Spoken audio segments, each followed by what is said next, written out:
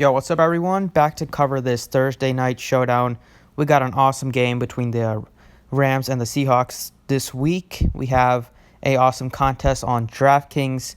DK has raised the bar to $400K to first in this $10 buy-in that I'm pretty sure most of you guys play if you are playing the showdown.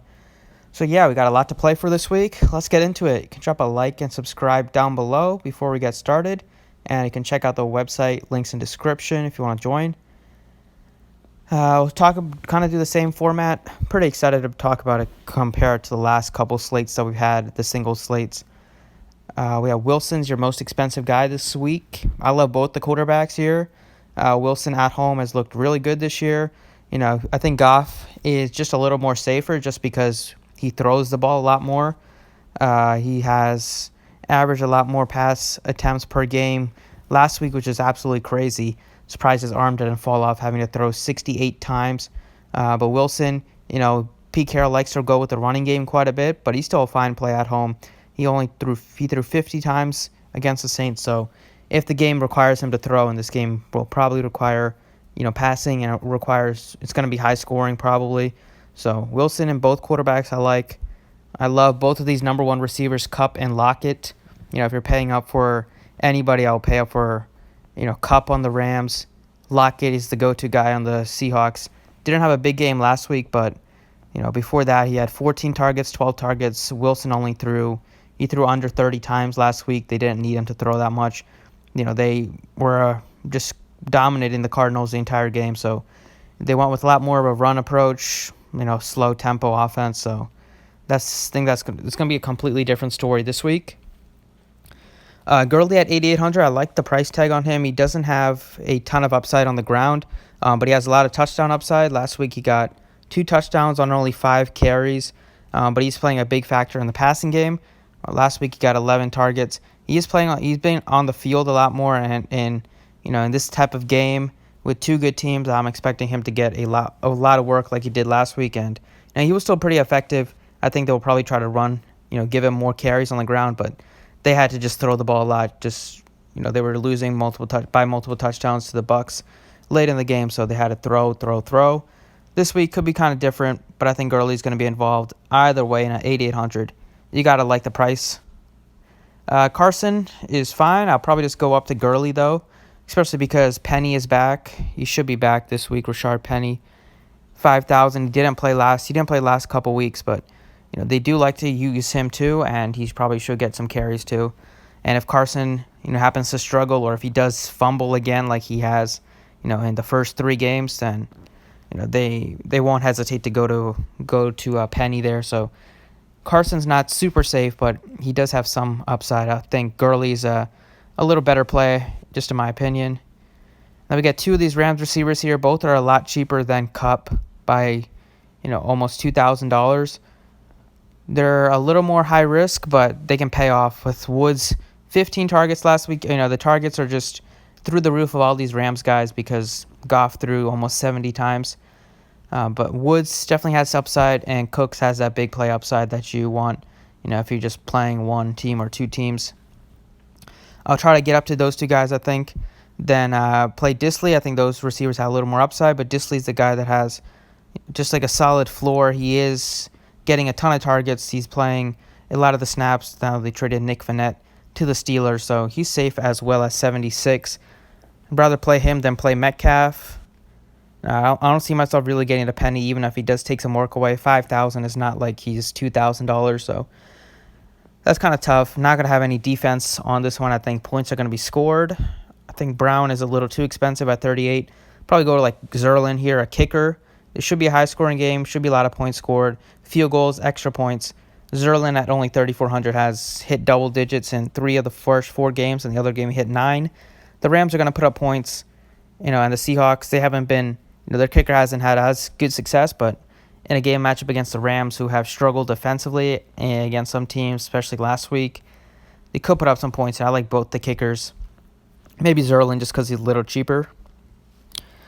And Everett looked really good last week. He got 8 targets, but it's going to be tough to project between him and Tyler Higbee. They're both in play for me just because they both play enough and they're both cheap enough that they can pay off a salary $2,000 for Higbee, $3,200 for Everett. It's not expensive at all. And I don't see myself playing Prozice. Jaron Brown is like if you're playing a bunch of teams, you should probably play him in some just because at $1,400, he's not going to be expensive. I mean, he's not expensive and he's not going to be popular at all. But he is like their third receiver. He's going to get at least a handful of snaps, and he has gotten some good targets the last couple of weeks. So if he happens to get into the end zone or break one, then you're going to be looking really pretty if you have him at just $1,400. And that's it. I don't see myself playing like Reynolds or anybody else there. So the cheapest guy I would probably consider is Jaron Brown. So let's look at some builds here. Probably go with like Goff as captain. Try to get both quarterbacks in one. And we'll see if we can get some of the receivers in there as well with like Cooper Kupp and Lockett. It's going to be tough to pay up for anybody else. You could go with like Higbee and then $3,100. You're a little bit away from like Everett or Zerlin. If you try to get Zerlin in, then you're probably going to have to go cheaper. You could probably play like Cooper Kupp at captain with Wilson and then play Goff. So this looks fine. You got Kupp at captain, who has a ton of upside. He might even have more. He might even score more fantasy points than the quarterbacks if he does find his way into the end zone. And he's outscored Jared Goff in, I think, 3 of the games or 2. Yeah, about 3 of the games. 3 of the 4 games he's outscored Goff, and he's much cheaper than Goff. So Cooper Kupp at captain is really nice. You got Higbee in there at just $2,000. He got 7 targets. He is gonna be on the field. Him and Everett kind of split snaps, but Higbee early in the season he was the starter. We'll see how many snaps he's gonna be looking at, but he should play enough to potentially pay off a $2,000 salary. Lockett at 94 is Lockett and Wilson. That tandem is really nice. They have a ton of upside, and Zerlin as a cheap kicker.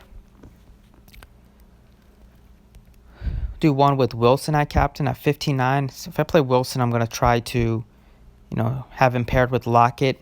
Just feel like Lockett is the most guy that he could really hurt you if you fade him and he goes off. I don't see like, Disley. I don't see like fading Disley is going to kill you because, if you play Cooks, $200 more than him, chance that Cooks can get you close to Disley or even outscore Disley. But I like Gurley here. With Kupp, probably won't play Goff in this one just because it's impossible to if you put all these other guys. And you could play like Zerlin and maybe Higbee if you want again. Or you can probably play like Lockett at captain if you want. Or go back to Kupp at captain just so you can pay up for Everett in this one. Play one Everett, play one Higbee. Chance one of those tight ends can at least have a decent game. So you play multiple lineups. Give yourself a good chance to hit the nuts. So that's another one. And we'll see if we can do one with Gurley at captain. I think this will open up a lot just because he's really cheap at $13,200 at the captain spot. I don't see myself really fading Kupp here. Out of these two, it's kind of like a coin toss between Woods and Cooks. Maybe Woods just because I don't see the Seahawks giving up a ton of big plays. But Woods, just a target monster in some games. Cooks is also getting a ton of targets as well, but he's more of a big play guy. So actually both guys I think are fine. See if we can try to fit in. If you don't want to play Kupp here, he's going to be very popular. You can probably fade Kupp in one and just go with the other Rams and hope that Kupp doesn't have a good game. This is like if you play a bunch of lineups, I would do something like this, but I don't see myself really getting away from Kupp more than I have to. See if there's a $200 guy. Wilson. This is like a really dart throw. So if you could play Wilson if you want and just roll with it, you're getting all the studs here. Instead of Goff, I didn't know I played Goff here. Go with like Lockett. You're still a little bit away from where I want to be. Try to get Zerlin or a kicker in there. $2,400, we're probably going to have to kick out like Wilson and just go with, you could play Carson if you want to 82. You got no quarterbacks though, which I don't really like, so it's going to be tough. Try to do it again with Gurley at captain. Try to get Kupp in there with Lockett. And then probably get one of these other Rams receivers and Cooks. And now we're in motion. Now we're in business here. 5,000 left. You could even go back to like a Disley at 76 and then go back to your guy Higby if you want. Or you could pay up a little bit more at captain and go down from like not even play cup and then go down to like Woods here, take a chance on the other receivers, and then pay up at captain for go play cup at captain, play all the guys. But I don't think I want to play all three receivers on the Rams, so probably just put like Lockett here, and then 10-5. It could go Goff, Cup, Gurley. It could do whatever you want. So just another way I would look at building lineups for this slate. It's a lot of fun building lineups for this one. It's going to be a really good slate, I hope. So hopefully you enjoyed the video. Thanks for watching, and good luck on this slate.